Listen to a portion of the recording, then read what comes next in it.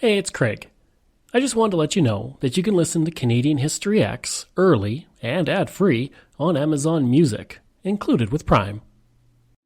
Greetings and welcome to another episode of Canadian History X.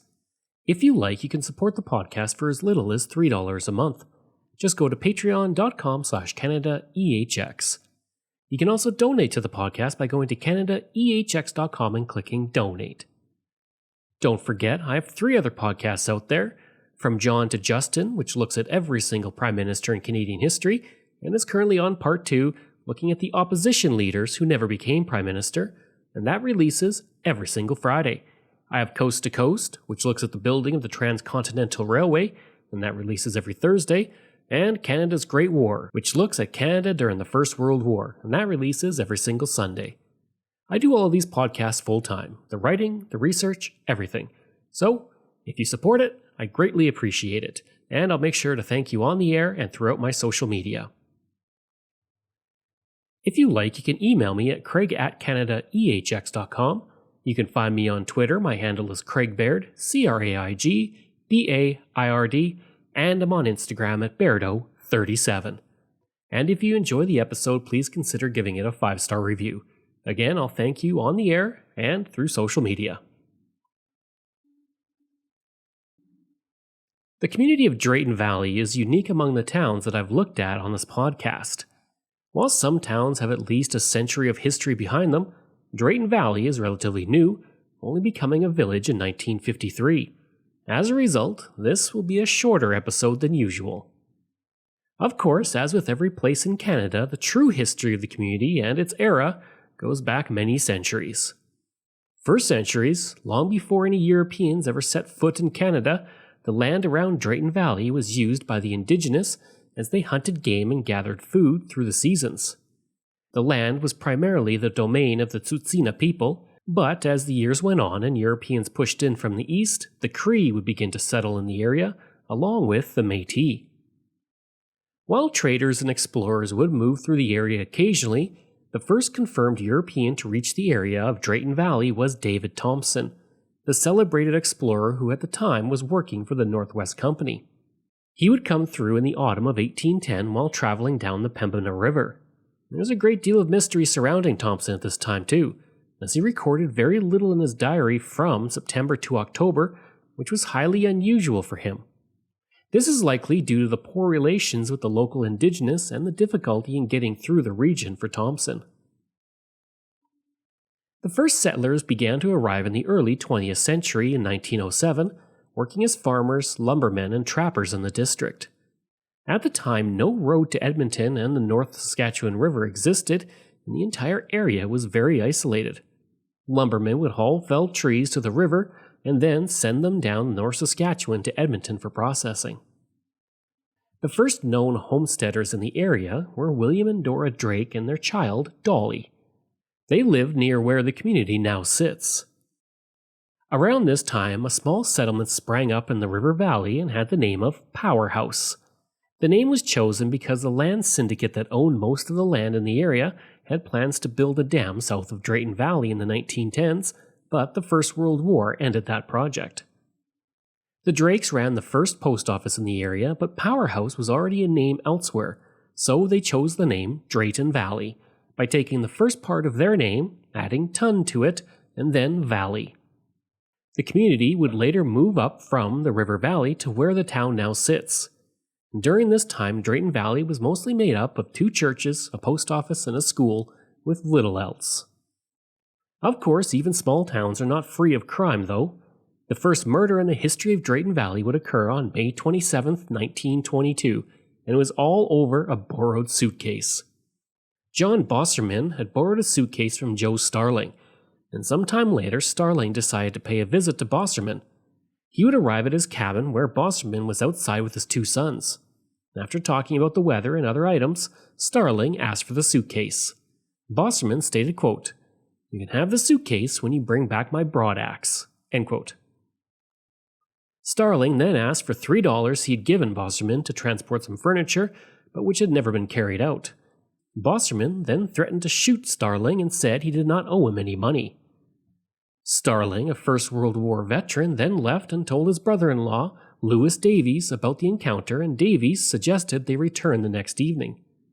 Bosman was not home, and Bosman's wife stated that their son had been sent to Starling's place to return the suitcase, and Starling gave her the axe he had borrowed. The next day, May 27th, Starling again went to Bosman's home to get the suitcase that had not been returned, as he needed it because he was going out for work.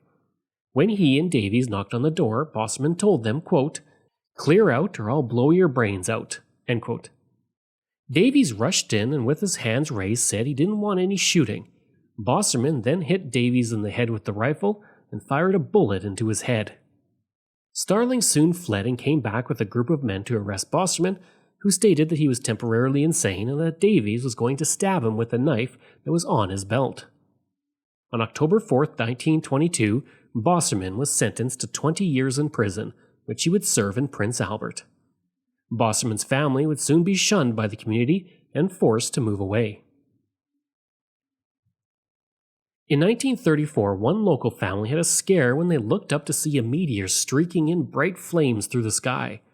Not realizing what it was, they were terrified and would spend the next 2 hours in their basement, believing that the world was going to end. The meteor had streaked across the 3 western provinces and the state of Montana before crashing somewhere in North America. I'd like to take a break away from the episode for a second to talk about ExploreNet. I spent most of my life living in rural areas in Canada, and I remember the days of dial-up internet and spotty high-speed service. For the past 3 years, I have been a customer of ExploreNet, and I can honestly say that it is the best rural internet I have ever had.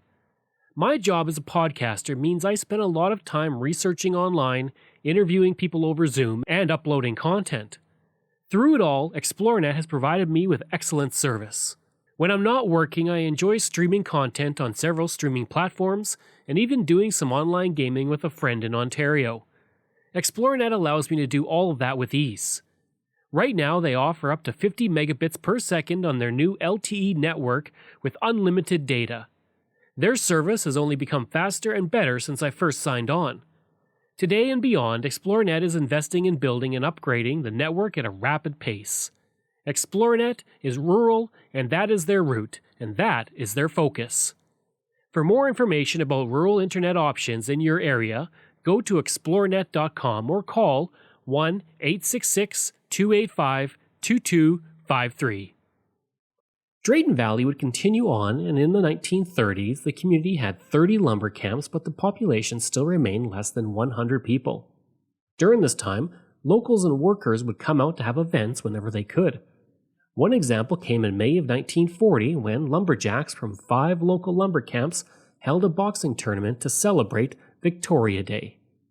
As well, 4 teams played baseball to the delight of locals who came out to celebrate the day. By 1945, timber harvesting had cut down most of the forests in the area, and farming would become the new industry for the area. By this point, 50 people lived in the community.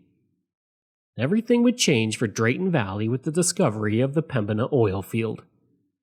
The oil field was discovered in 1953 and would soon prove to be one of the largest and most prolific conventional oil fields in the entire province. Named for the Pembina River, the oil field taps the Cretaceous formations in the Western Canada Sedimentary Basin, and when Mobile Oil decided to start drilling for oil in the region on February 23, 1953, it would spark an investment boom that would bring in a staggering $900 million in investment. It was believed at the time that oil was located about 5,300 feet below the ground, so a drill stem test was carried out. When they drilled, nothing flowed to the surface. They would continue drilling down 6,000, then 7,000, and finally to 9,425 feet with still no oil yet. The drillers decided to try a new technique called sand fracturing, which pumped 3,000 pounds of sand into the well at a pressure of 1,800 pounds per square inch. This created hairline fractures in the rock.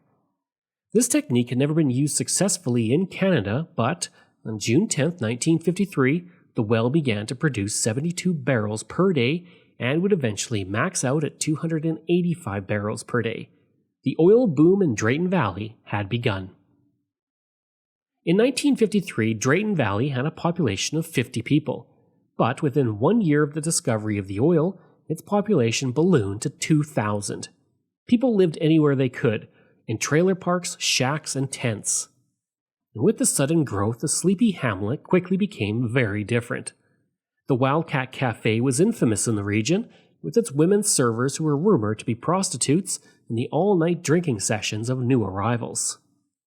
On March 1, 1954, the Drayton Valley Townsite Act was passed by the Alberta government to create conditions to plan out the town of Drayton Valley. One part of the act prevented land speculation.